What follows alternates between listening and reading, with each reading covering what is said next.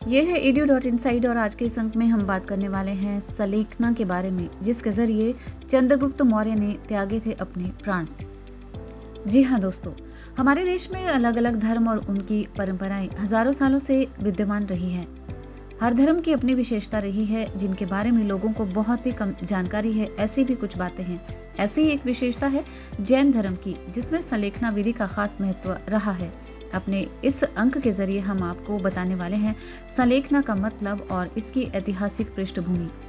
क्या है सलेखना? जैन दर्शन के इस शब्द में दो शब्द सत और लेखन आते हैं, जिसका शाब्दिक अर्थ है अच्छाई का लेखा जोखा करना।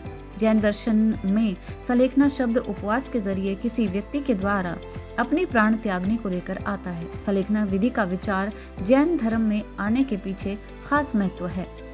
इसके तहत घोर अकाल, बुढ़ापा और रोग की ऐसी स्थिति आ जाए जिसका कोई निवारण न हो सके, तो धर्म का पालन करते हुए सलेखना विधि के जरिए व्यक्ति को अपने प्राण त्याग देने चाहिए। सुख के साथ और बिना किसी दुख के मृत्यु को धारण करने की प्रक्रिया ही सलेखना कहलाती है। इसके तहत पालन करने वाला व्यक्ति अन्न जल का त्याग पूरी तरह से कर देता है। जी हाँ, इसी विधि से यानी कि सलेखना विधि से ही चंद्रगुप्त मौर्य ने त्यागे थे अपने प्राण।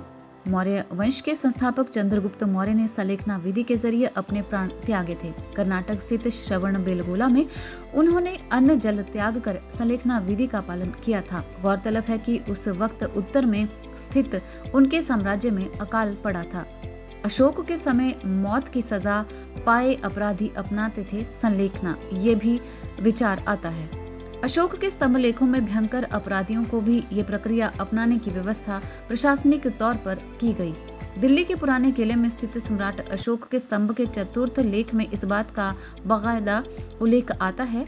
इसके तहत सम्राट मौत की सजा पाए कैदियों को मृत्युदंड की तारीख निर्धारित हो जाने पर विशेष छूट देता था, ताकि अपना परलोक सुधारने के लिए दान दे सके, उपवास करके आत्म शुद्धि कर सकें और धर्म ध्यान कर सके।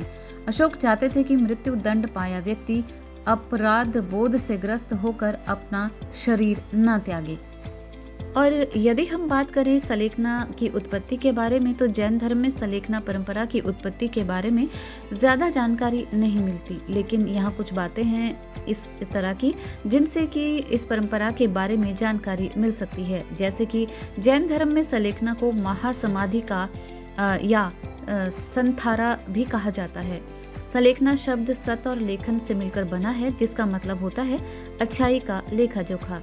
जैन धर्म में सलेखना को जीवन की अंतिम साधना माना जाता है। सलेखना के जरिए व्यक्ति अपने कर्मों के बंधन को कम करके मोक्ष की प्राप्ति का प्रयास करता है।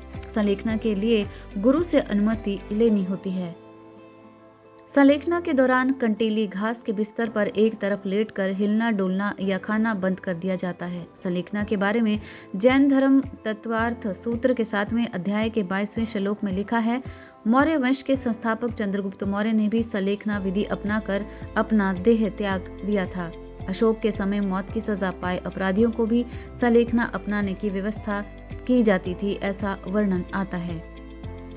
सलेखना यानी कि समाधि या संथारा मृत्यु को निकट जानकर अपनाए जाने वाली एक जैन प्रथा है। इसमें जब व्यक्ति को लगता है कि वो मौत के करीब है, तो वो खुद खाना पीना त्याग देता है। दिगंबर जैन शास्त्र अनुसार समाधि धारण कर लेते थे। इसे ही महासमाधि या सलेखना कहा जाता है।